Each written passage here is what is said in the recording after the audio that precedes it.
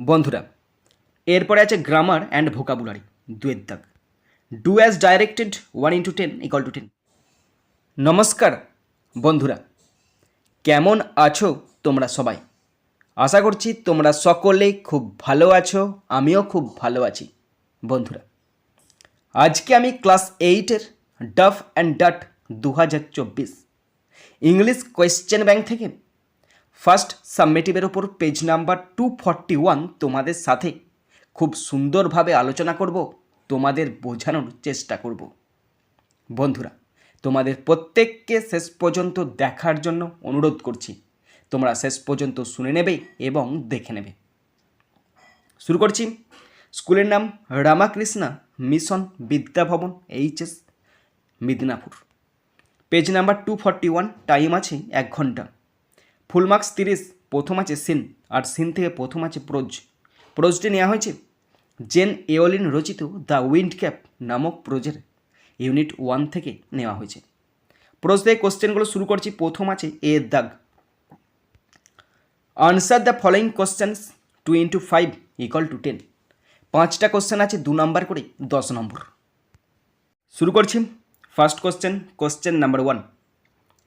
Why was John's mother reluctant to let him go to the sea? কেন জনের মা তাকে সমুদ্রে যেতে দিতে নারাজ? John's mother was reluctant to let him go to the sea because, কারণ হি ওয়াজ আ ফার্মার সন, কারণ সে ছিল একজন চাষির ছেলে। And he knew the turn of the season, সে ঋতু পরিবর্তন জানে। And the smell of the soil, আর মাটির গন্ধ জানে। But he did not know the sea, কিন্তু সে সমুদ্রের ব্যাপারে কিছুই জানে না। Number 2। What was surprising to John about the tiny green turtle? ক্ষুদ্র সবুজ কচ্ছপটি সম্পর্কে জনের কাছে কি আশ্চর্যজনক ছিল? আনসার দেখে নাও। When John was done with ploughing, যখন জনের নাগল করা শেষ হয়ে গেল। He pluck the turtle from his head, সে তার মাথা থেকে কচ্ছপটাকে নামালো। টু হিজ আটার সারপ্রাইজ, প্রচণ্ড অবাক হয়ে।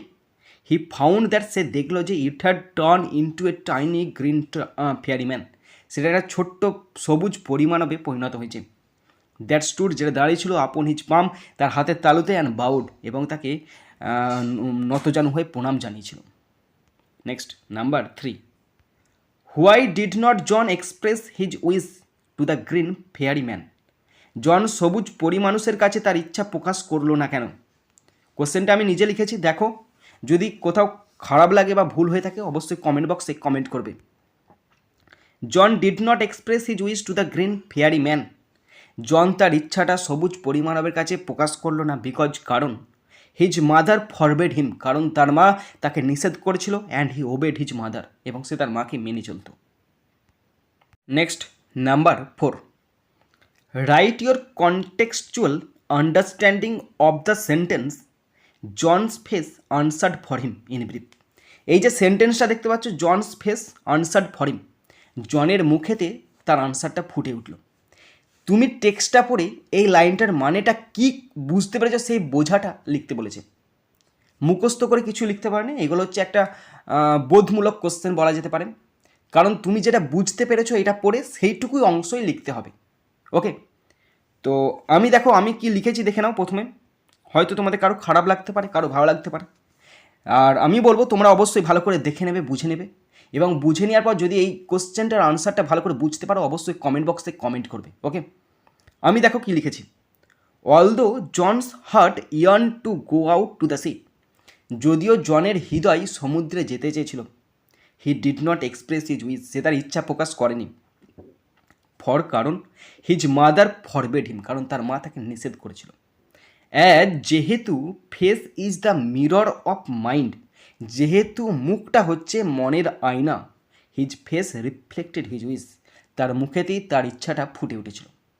ওকে, তোমরা বলবে কেমন হয়েছে, ভুল হলে খারাপ হলে যাই লাগুক না কেন তোমরা অবশ্যই বলবে কমেন্ট বক্সে কমেন্ট করে। Next number 5। Write the meaning of the following words, দুটো মিনিং লিখতে দিয়েছে। নাম্বার 1 বা এ, আটার মানে এখানে অত্যন্ত, মানে কি আটমোস্ট মানে অত্যন্ত। নাম্বার বি, ইয়ার্নড মানে আকাঙ্ক্ষা করা, হ্যাড স্ট্রং ডিজায়ার। দেখবে তোমাদের ইউনিট 1টা শেষে কিছু ওয়ার্ড্রপ দেওয়া আছে, সেই ওয়ার্ড্রপে এগুলো দেওয়া আছে। হ্যাড স্ট্রং ডিজায়ার মানে প্রবল ইচ্ছা ছিল। বন্ধুরা এরপরে আছে গ্রামার অ্যান্ড ভোকাবুলারি, 2 দাগ। Do as directed 1 × 10 = 10। 10টা গ্রামার আছে 1 নাম্বার করে 10 নম্বর। ফার্স্ট নাম্বার 1, হি ক্লিনড হিজ রুম, সে তার রুম পরিষ্কার করেছিল। নো ওয়ান হেল্প হিম, কেউ তাকে সাহায্য করেনি। Join the sentences using a self pronoun, self pronoun দিয়ে এই দুটো সেন্টেন্সকে যোগ করতে দিয়েছে। ওকে, সেলফ প্রোনাউন মানে হচ্ছে মাই সেলফ, হিমসেলফ, এইগুলো। এবার দেখবে সাবজেক্ট কে আছে, সাবজেক্ট আছে হি। হি মানে কি ছেলে। হিয়ের প্লুরাল হিয়ের অবজেক্টিভ প্রোনাউনটা কি, হিয়ের অবজেক্টিভ প্রোনাউন হচ্ছে হিম। তাহলে হিম মানে হচ্ছে হিমসেলফ, মানে সাবজেক্ট যেমন থাকবে সেই সাবজেক্ট অনুযায়ী সেলফ প্রোনাউন বসবে। এখানে হি আছে তাই হিমসেলফ বসবে। এবার তুমি সেলফ প্রোনাউন 2 প্রকার, রিফ্লেক্সিভ প্রোনাউন, এমফ্যাটিক প্রোনাউন, সেটা এবার বুঝতে হবে কোথায় কি বসবে। এখানে জয়েন করতে দিচ্ছে, তাহলে তুমি এভাবে লিখতে পারো, he himself cleaned his room, সে তার ঘরটা নিজেই পরিষ্কার করে। He himself cleaned the room. এখানে দেখো হি সাবজেক্ট, সাবজেক্ট মানে কি, হি হচ্ছে এখানে প্রোনাউন। প্রোনাউনের পরে যদি কোনো রিফ্লেক্সিভ প্রোনাউন বসে তার নাম হয়ে যাবে এমফ্যাটিক প্রোনাউন। বুঝতে পারলে না আমি কি বললাম? প্রোনাউনের পরে যদি কোনো নাউন অথবা প্রোনাউনের পরে যদি কোনো সেলফ প্রোনাউন বসে তো সেলফ প্রোনাউনটার নাম হয়ে যাবে এমফ্যাটিক প্রোনাউন। এই সেন্টেন্সটা মানে হি হিমসেলফ ক্লিনড হিজ রুম, এই সেন্টেন্সটা অন্য একভাবে লেখা যায়। আমি যেভাবে লিখেছি তাছাড়াও অন্যভাবে লেখা যায়। তোমরা যারা করতে পারবে তারা অবশ্যই আমাকে কমেন্ট বক্সে কমেন্ট করে এই সেন্টেন্সটা আর একটা উত্তর হতে পারে, সেই উত্তরটা তোমরা কমেন্ট বক্সে কমেন্ট করে দেবে। আর যদি না পারো বা চেষ্টা করে দেবে, অবশ্যই চেষ্টা করবে, যদি না পারো আমি বলে দেবো কমেন্ট বক্সে। ওকে, তোমরা কেউ বলে দাও তারপরেই বলে দেবো। Next number 2, Ronit himself saw the man living, Ronit নিজেই লোকটিকে চলে যেতে দেখেছে। এখানে বলেছে identify the type of self pronoun and self pronoun use reflexive or emphatic. Reflexive pronoun 2 প্রকার, সেলফ প্রোনাউন 2 প্রকার, রিফ্লেক্সিভ প্রোনাউন আর এমফ্যাটিক প্রোনাউন। এই সেন্টেন্সের মধ্যে যে সেলফ প্রোনাউনটা ব্যবহার করা হয়েছে সেটা কোন ধরনের সেলফ প্রোনাউন, রিফ্লেক্সিভ না এমফ্যাটিক? এখানে সেলফ প্রোনাউন কোনটা? হিমসেলফ। রনিত, রনিত এখানে সাবজেক্ট, রনিত এখানে সাবজেক্ট, রনিত ছেলে তাই তার জন্য বসছে হিমসেলফ। এবার রনিত কি বলতো, রনিত হচ্ছে নাউন ফর্ম। নাউনের এইমাত্র একটু আগে বললাম নাউন বা প্রোনাউনের পরে যে সেলফ প্রোনাউন বসবে সেটার নাম কি? Emphatic pronoun. তাহলে এখানে হয়ে গেল এটা এমফ্যাটিক প্রোনাউন। বুঝতে পারছো না? নাউন বা প্রোনাউনের পরে বসলে হয়ে যাবে এমফ্যাটিক প্রোনাউন, আর ভার্বের পরে আর প্রেপোজিশনের পরে যদি কোনো প্রোনাউন বসে তখন হয়ে যাবে reflexive pronoun. Okay, number 3, we can drink the milk, we can use it for coffee. এই দুটো সেন্টেন্সকে আইদার অর দিয়ে যোগ করতে দিয়েছেন। ওকে, আমরা দুধ পান করতে পারি, আমরা এটি কফির জন্য ব্যবহার করতে পারি। এই দুটো সেন্টেন্সের মধ্যে কমন কোনগুলো আছে আগে দেখে নাও। এই দুটো সেন্টেন্সের মধ্যে দেখো কমন আছে উই ক্যান, আবার আছে এখানে উই ক্যান। যেটা কমন হবে সেটা প্রথমে বসে দেবে উই ক্যান। তারপরে আলাদা কোনটা? Drink the milk, use it for coffee.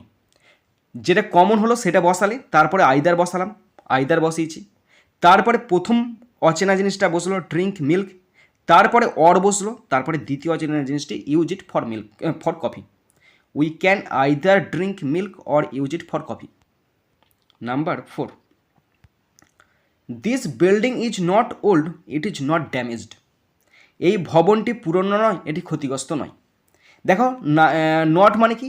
Negative, not মানে নেগেটিভ, এবং নেগেটিভ মানে এখানে বসবে নাইদার, আইদার নয় নাইদার বসবে।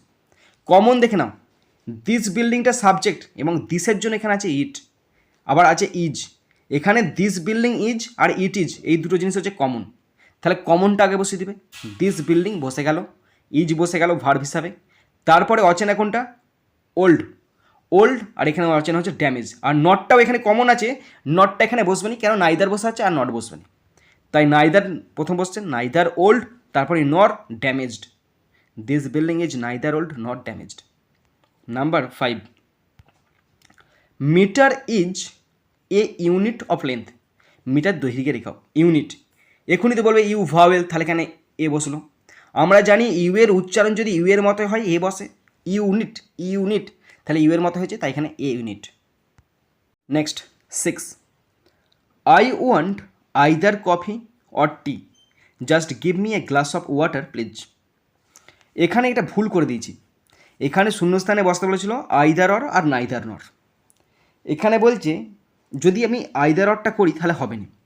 আমি চা অথবা কফি চাই, আবার এখানে বলছে just give me glass of water, আমাকে কেবলমাত্র এক গ্লাস জল দাও। এটা কিন্তু যদি আমি চা বা কফি চাইলাম তাহলে জল কেন চাইবো? ঠিক কি ঠিক নয়? তাহলে এখানে হবে I want neither coffee, NEITHER, neither coffee নর টি। আমি চা বা কফি কিচ্ছু চাই না, শুধু এক গ্লাস জল দাও। Okay, next number 7, she was able to speak English at the age of 6। তিনি 6 বছর বয়সে ইংরেজি বলতে সক্ষম হন। এখানে আন্ডারলাইন আছে ওয়াজ এবল টু, এই replace the underline words with appropriate modal auxiliary and rewrite. আন্ডারলাইনযুক্ত শব্দগুলোকে বাদ দিয়ে মডাল দিয়ে নতুন করে সেন্টেন্স করতে দিয়েছে। বলতে সক্ষম মানে কি? আমি এটা পারি, আমার সক্ষমতা। সক্ষমতা মানে কি? ক্যান। তাহলে এখানে বসবে she can speak English at the age of 6। এখানে ক্যান বসবে না, এখানে চেঞ্জ হয়ে যাবে, কুড বসবে, COULD, কুড। কুড কেন বসবে? এখানে ওয়াজ আছে, ওয়াজ হচ্ছে পাস্ট টেন্স, তাই এখানে could. She could speak English at the age of 6, সে 6 বছর বয়স থেকে কথা বলতে পারতো। Number 8, it is our duty to respect our teachers, use modal verb and rewrite. এই সেন্টেন্সটা মডেল ভার্ব দিয়ে নতুন করে লিখতে দিয়েছে। আমাদের শিক্ষকদের সম্মান করা আমাদের কর্তব্য, তার মানে কি? We should respect our teachers, আমাদের শিক্ষকদের সম্মান করা আমাদের উচিত। Number 9, we saw a man from Ireland. এর মানে হলো আমরা আয়ারল্যান্ড থেকে একজন পুরুষকে বা মানুষকে দেখেছি। এখানে হচ্ছে করতে দিয়েছে, এই যে আয়ারল্যান্ড আছে না, এটা নাউন ফর্ম। এই আয়ারল্যান্ডের নাউন ফর্মটাকে অ্যাডজেক্টিভ ফর্মে চেঞ্জ করতে দিয়েছে। দেখো, ভারত হচ্ছে নাউন ফর্ম, ভারতবাসী অ্যাডজেক্টিভ ফর্ম, তাহলে আয়ারল্যান্ড হচ্ছে নাউন ফর্ম, আইরিশ হচ্ছে অ্যাডজেক্টিভ ফর্ম। তাহলে we saw an Irish man, আমরা একটা আইরিশ লোককে দেখেছিলাম। আইরিশ লোক মানে কি? A man from Ireland. Next number 10, oxygen is essential for every animal. এখানে identify the nouns and determine their types whether countable or uncountable. Countable না uncountable সেটা করতে বলেছে। প্রতিটি প্রাণীর জন্য অক্সিজেন অপরিহার্য। এখানে নাউন কোনটা আছে? অক্সিজেন নাউন আছে, অ্যানিম্যাল নাউন আছে। অক্সিজেনকে তুমি গুনতে পারো না, তাই আনকাউন্টেবল। ওকে, আনকাউন্টেবল। আর অ্যানিম্যালকে তুমি গুনতে পারো? হ্যাঁ, গুনতে পারি তো, একটা পশু, দুটো পশু, তিনটে পশু, তাহলে এটা হচ্ছে কাউন্টেবল। TABLE। ওকে, তাহলে গুনতে পারা গেলে কাউন্টেবল, গুনতে না পারা গেলে আনকাউন্টেবল। বন্ধুরা, তোমরা যারা শেষ পর্যন্ত শুনলে বা দেখলে, তোমাদের সকলকে আমি ধন্যবাদ জানাই। বন্ধুরা, শেষ পর্যন্ত দেখার পর যদি শিখতে পারো, জানতে পারো, কাজে লাগে, অবশ্যই নিজের বন্ধুবান্ধবী, নিজের ভাই বোন, নিজের আত্মীয় পরিজনের মধ্যে অবশ্যই শেয়ার করে দেবে এবং অবশ্যই সাবস্ক্রাইব করবে। সাবস্ক্রাইব করলে অবশ্যই বেল বাটনটা প্রেস করে দেবে, আর মনে করতে শেয়ার করতে ভুলবে না। বন্ধুরা, এখানেই শেষ করছি ভিডিওটি। সুন্দর থাকবে, সুস্থ থাকবে, টেক কেয়ার, থ্যাংক ইউ, জয় হিন্দ, বন্দে মাতরম।